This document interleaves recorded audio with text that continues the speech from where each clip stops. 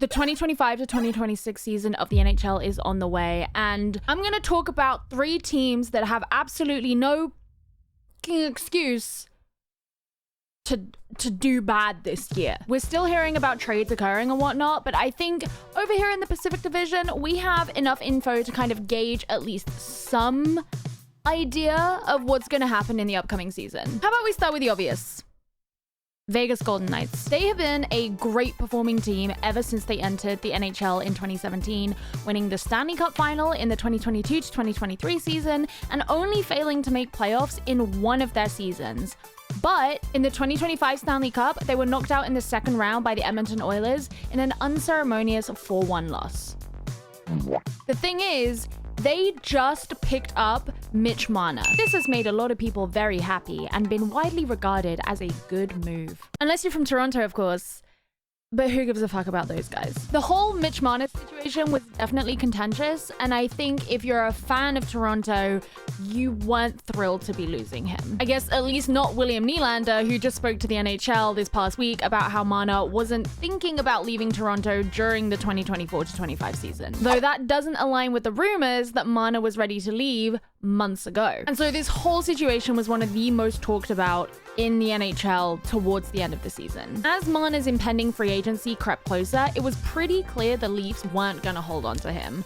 But it wasn't until the last second that the sign and trade deal with the Vegas Golden Knights was confirmed.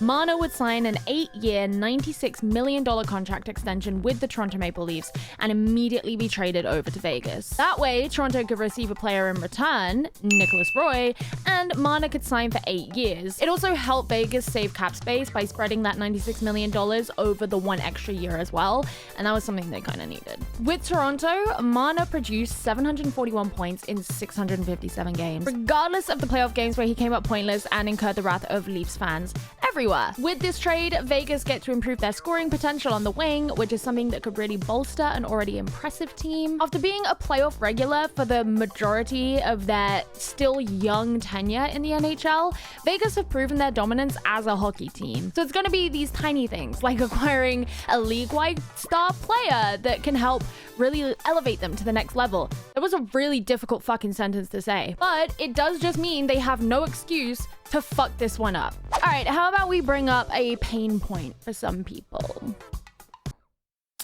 The Edmonton Oilers. 2 lost Stanley Cups have got a sting, right? And I mean, to have lost 5-1 this year? Oof. And I thought you had the best player in the world. Looks to me like both McDavid and Draisaitl had 0 points and a -4 rating for that final game. I don't even put stock into plus-minus ratings. I think they're fucking dumb. Look, I think that they are a formidable duo, but Edmonton might have missed the window with them. Maybe. McDavid is entering into his final year of his contract, and that's putting a lot of pressure onto the team.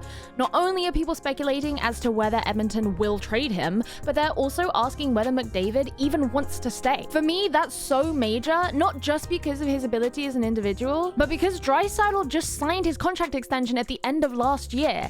8 years, $112 million, literally the highest paid player in the NHL right now. So if McDavid leaves, the rapport that we've seen develop between these two players is just going to be like thing of the past. And I'm not saying that Draisaitl's worth will drop off as a result, because he is an insane player, but we have just been so used to watching these two be joined at the hip for years now. So assuming that McDavid stays and it's all good, this team have got to prove that they can deliver on a Stanley Cup. Otherwise, they will forever be the best team to have never done it. I'm not even a McDavid fan really, but I think for him to exit the peak of his career without a ring would be an atrocity. You have all the pieces, Edmonton. You even ditched the cursed Corey Perry.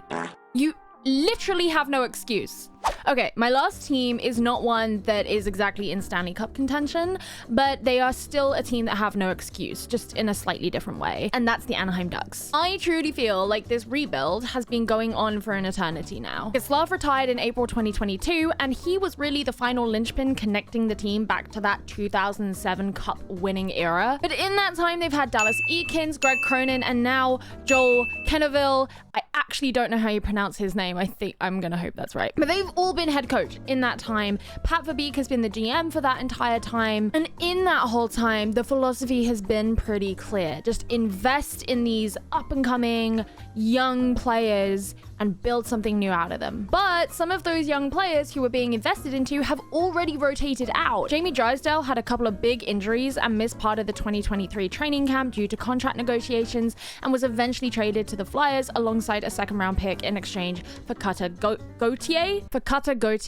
Wow. But the big trade is the one that involved Trevor Zegras. This kid was basically Anaheim's new franchise player as their first round pick in 2019, but he doesn't really have a very easy place to slot into the roster right now. Mason McTavish and Leo Carlson take up the top 6 center slots, plus Zegras is another player who's had issues with injuries in recent years. So Anaheim have kind of changed their tune a little bit. New players on the roster include Ryan Poehling and Chris Kreider, the latter of whom was particularly targeted as a means of bringing veteran leadership back into the roster. So on the one hand, I can respect a team that is willing to adapt and change based on what has worked, what hasn't worked. On the other hand, you have had years to find your footing now, and it's time to start seeing some forward momentum coming out of these decisions that you've made. Obviously, I don't expect this team to be like winning a cup anytime soon, but I would at least like to see you kind of finishing in the middle of the Pacific Division leaderboard by the end of the regular season. Like, wild card would be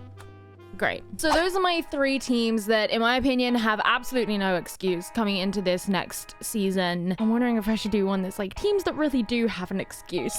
Let me know what your 3 teams would be that don't have an excuse in the next season, because like, you know, eventually something's just got to happen with some of these teams, man. And what are you most looking forward to in the upcoming season? Because this off season is actually killing me. You've probably seen that I've been posting some NFL content because A, football bangs, and B, like, it's still like 40 years until the NHL is coming back. So whatever.